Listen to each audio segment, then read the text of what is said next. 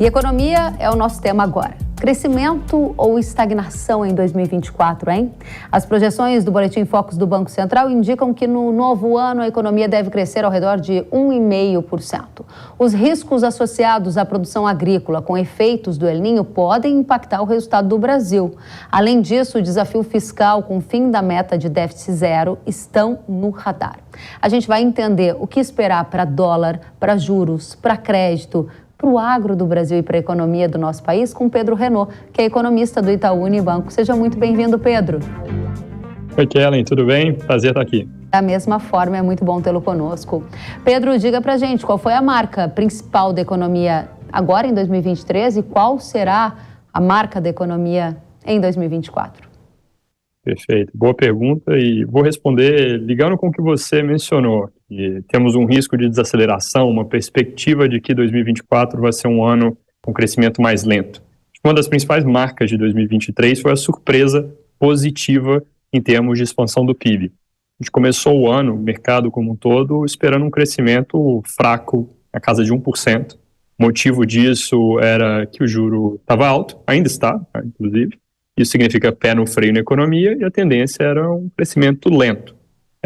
Destaque foi a surpresa, porque no final das contas a economia vai ter crescido perto dos seus 3% nesse ano. Muito disso se deve ao agro, inclusive, safra muito forte, levou uma primeira metade de ano bastante robusta. Tem uma parte da surpresa que tem a ver também com renda, mercado de trabalho bastante aquecido, emprego pressionando salários e transferências do governo ajudando. Então talvez a marca de 2023 tenha sido um ano melhor que o esperado. Um outro ponto importante, um ano de desinflação também. No mundo e no Brasil, a dinâmica de preços arrefecendo. 2024, acho que um dos grandes temas vai ser, como consequência dessa desinflação, até onde caem os juros, e aí o quanto isso pode ajudar a economia, mas de fato, em um ano que tende a ser um pouco mais devagar, tá? Por quê? Porque, na verdade, a velocidade de cruzeiro do Brasil não é 3%. Ela é algo mais na casa ali dos seus 1,5%, talvez com reformas recentes, como os marcos regulatórios que a gente viu, a agenda de infraestrutura, privatizações, isso pode ter mudado mais para perto de 2%, mas esse é mais ou menos o ritmo, a nossa projeção é 1,8%, com dúvidas, porque o agro, como você menciona, tem um ponto de interrogação, né? Com El Niño, e principalmente se esse fenômeno caminha para a parte forte, você tem ali um excesso de chuvas no sul, pouca chuva no norte, isso pode causar desvios importantes. Esse é um ponto muito, muito importante que você menciona, porque a gente viu 2023 com o PIB avançando de uma forma mais robusta, motivado pelos 20% que a gente viu de crescimento do PIB agro no primeiro tri.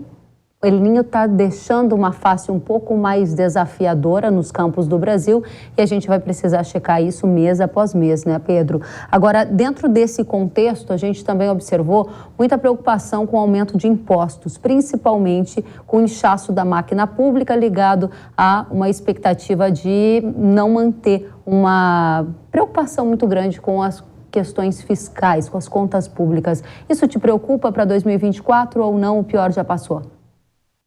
Olha, eu já tive aqui outras vezes e às vezes eu me sinto até o chato fazendo o alerta das contas públicas. O Brasil tem dívida alta, crescente, e isso é sim um ponto de vulnerabilidade para o nosso país, tá? Com o arcabouço novo que foi colocado, a gente colocou ali metas de resultado primário para os próximos anos. Resultado primário é a diferença entre o que o governo gasta e o que ele arrecada. Como não tem ocorrido medidas de diminuição do gasto, esse ajuste ele vem na ponta da arrecadação e é o que você coloca iniciativas de aumento de impostos. A gente já viu algumas coisas tramitando no Congresso, ainda tem outras por tramitar antes do fim desse ano e, de fato, o ajuste ele vem muito mais nessa ponta, tá? Você me pergunta se isso é uma vulnerabilidade para o país, eu já comecei, de certa forma, colocando que sim. Onde isso pode aparecer? Quando a gente vê, por exemplo, a discussão sobre mudança da meta de resultado primário para o ano que vem. O objetivo é 0, o consenso de mercado é que esse objetivo não será atingido. Antecipar essa discussão poderia dar um sinal ali de menor ímpeto nessa agenda, diminuir a probabilidade de que coisas que ainda precisam ser discutidas no Congresso sejam aprovadas, e aí esse número que ninguém já espera que seja 0 quando a gente olha para o Boletim Focus, para as nossas próprias projeções, ele poderia ir escorregando para baixo. Com efeito onde? No câmbio, por aversão a risco, o investidor que se assusta, na curva de juros.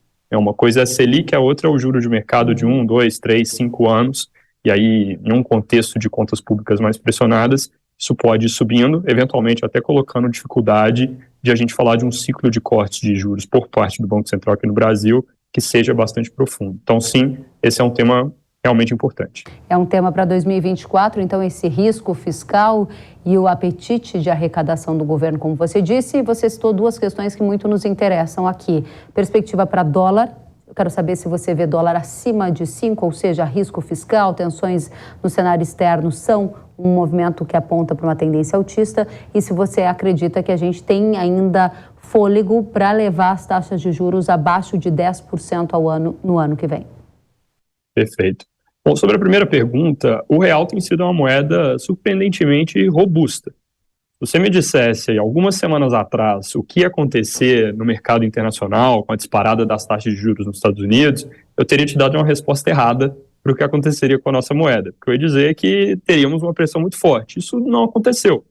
A gente está ali relativamente bem comportados, na casa dos 5, um pouquinho abaixo em termos de cotação real por dólar.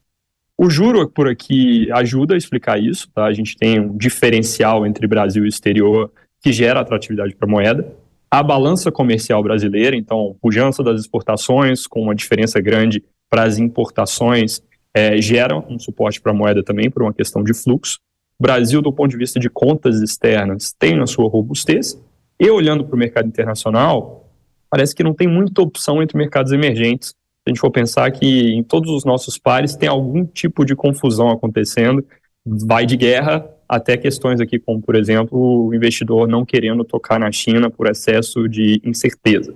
Então o câmbio está bem comportado. A nossa projeção para o fim desse ano é R$5 por dólar, que é basicamente onde a gente já se encontra. Em termos de projeção de câmbio, a vizinhança de 4,95 é basicamente a mesma coisa. Para o ano que vem, a projeção é 5,25, pensando em um fundamento que é o quê? O juro aqui cai. E aí, caindo, obviamente, a atratividade da moeda vai ficando menor, tá? Sobre a queda dos juros, existe espaço para ir abaixo de 10%? A gente entende que sim, mas não muito. Okay. Nossa projeção é que a taxa Selic termina o ciclo de cortes lá para o meio do ano que vem em 9,5%.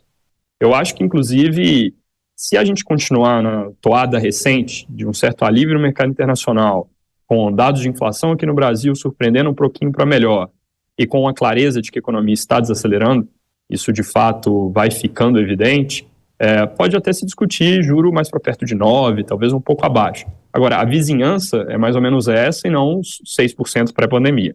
Excelente. A gente tem 30 segundinhos, Pedro. A última pergunta é: Roberto Campos Neto, que é o atual presidente do Banco Central, ele vai ficar no cargo até o fim do ano que vem. Objetivamente, se você espera uma perda de autonomia do Banco Central com a saída de Roberto Campos e se já tem algum nome como favorito? Essa é uma pergunta frequente dos investidores e com uma resposta que é difícil porque a instituição ela é maior que uma pessoa, né? O Banco Central tem um corpo técnico muito bom, ele tem ali pessoas muito qualificadas. Obviamente, a gente precisa ver qual vai ser a nomeação, qual vai ser o tipo de preferência colocada ali. Mas o que a gente tem, vamos colocar, de sinal até aqui, inclusive nos nomes que já foram escolhidos, por exemplo, os dois recentemente apontados, é de um perfil, vamos dizer, mais moderado, sem grandes convicções ideológicas para um lado ou para o outro. Então, o melhor cenário até aqui é aquele em que o Banco Central mantém a sua condução como a atual. Vamos acompanhar de perto. Pedro Renaud, obrigada por trazer para a gente o cenário macroeconômico, as suas expectativas. Pedro, que é economista do Itaú Unibanco, tenha um excelente 2024. Para você também, Kellen. Sempre um prazer estar aqui. Obrigada.